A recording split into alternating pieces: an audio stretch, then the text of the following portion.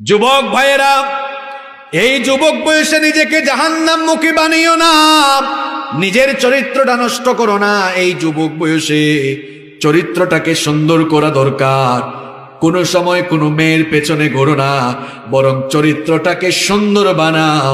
দেখবা মেয়ের বাপ তোমার পেছনে মেয়ে বিয়ে দেওয়ার জন্য লাইন ধরবে। মূসা আলাইহিস সালাম নাম শুনছেন আপনারা? ফেরাউনের বংশের একটা থাপ্পড় দিয়া দুনিয়া থেকে বিদায় করেছেন। কি রাগী নবী, একটা থাপ্পড় মারছে শেষ। শুধু মানুষদের থাপ্পড়ায় নাই, মালাকুল মূত্র থাপ্পড়াইছে। আল্লাহু আকবার। ঘটনা বলবো। মালাকুল মউত মুসা নবীর কাছে আসলেন। মুসা নবী বললেন, তুমি কে? মালাকুল মউত বললেন, আমারে চিনেন না? আমি যার কাছে আসি তার জীবন আর রাখি। মুসা নবী বললেন, তাহলে আও, আমার জীবন নাও। যখন ফালাম্মা জাআহু সাক্কাহু, বুখারীর হাদিস, যখন মালাকুল মউত মুসা নবীর কাছে আসলেন, খুব রাগী নবী তো, একেবারে চোখের উপরে থাপ্পড় মারছে। আল্লাহু আকবার। এক থাপ্পড় খাইয়া মালাকুল মউত আল্লাহর কাছে গিয়ে কয়, আরসালতানি ইলা আব্দুল্লাহ ইউরিদুল মাউত। আল্লাহ এমন একজনের কাছে পাঠাইছে, উনি মরতে চায় না, গেছিলাম উনারে মারতে, উল্টা আমারই মাইরা ফেলছিল। আল্লাহ বললেন, যাও আমার নবী মূসার কাছে গিয়ে বলো, তিনি আরো হায়াত চাইলে ষাঁড়ের পিঠের উপরে তিনি যেন হাত রাখেন। তিনি তার হাত দিয়ে যতগুলো লোম ঢাকতে পারবেন, প্রতিটি লোমের বিনিময়ে 1 বছর করে হায়াত বাড়িয়ে দিন। মূসা নবী বুদ্ধিমান, বললেন, এগুলা যখন শেষ হবে হায়াত, তখন কি হবে? মালাকুল মউত তখন মরা লাগবে। মূসা নবী নরম না গরম? ফেরাউনের বংশের একজনকে একটা থাপ্পড় দিলেন। ফেরাউন আইন জারি করলো, মূসাকে তাড়াতাড়ি গ্রেফতার করো। আল্লাহ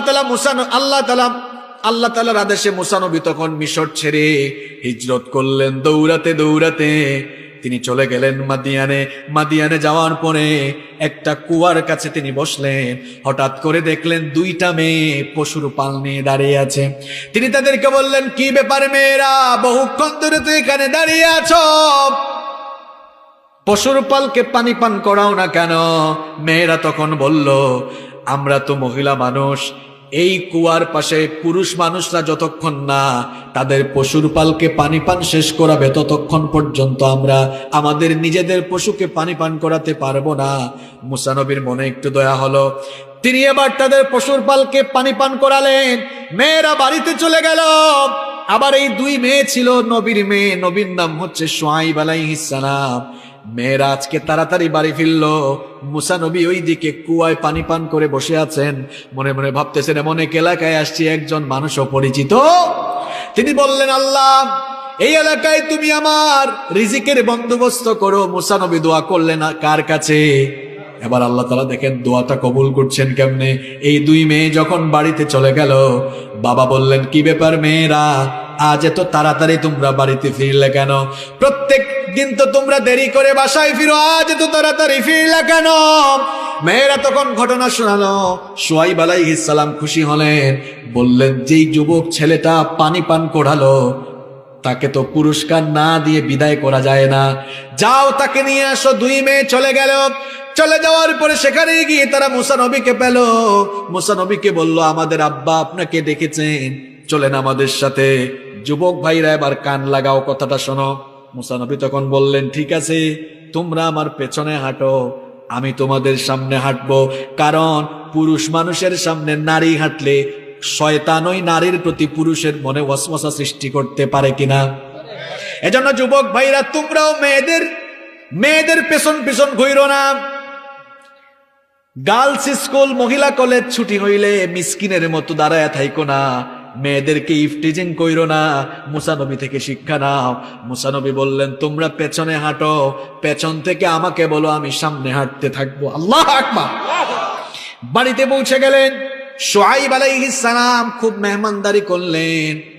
শুআয়ব আলাইহিস সালাম বললেন, এখানে তোমার বাড়ি কোথায়? মূসা নবী বললেন, আমার বাড়ি তো মিশরে। কিভাবে আসছেন সেই ঘটনা শোনালেন। বললেন, এখানে থাকা খাবার কোনো ব্যবস্থা নাই।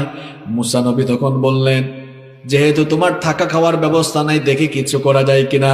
এর মধ্যে 2 মেয়েরা বলে উঠে, আব্বাজান, এই যুবক শক্তিশালী এবং আমানতদার। মূসা নবীর ব্যাপারে তারা কথা বলছে কয়টা? কি ও জোরে বলেন? 1 নাম্বার, এই তো কয়েকজন শুনতেছে, খুব ভালো। 1 নাম্বার 2 নাম্বার, শুআয়ব নবী বললেন, এই যুবক শক্তিশালী আর আমানতদার, এটা তোমরা জানো কেমনে? মেয়েরা এখন প্রশ্নর সম্মুখীন হয়েছে, তাই না?